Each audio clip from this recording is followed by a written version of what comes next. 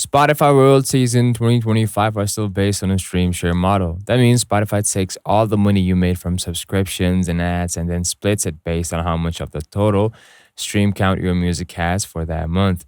So if your song makes up 0.1% of all streams, you get 0.1% of the payout pool. The actual payout per stream varies. So it usually is between 3 cents to 5 cents, but it depends on the listener's country, subscription type, and more.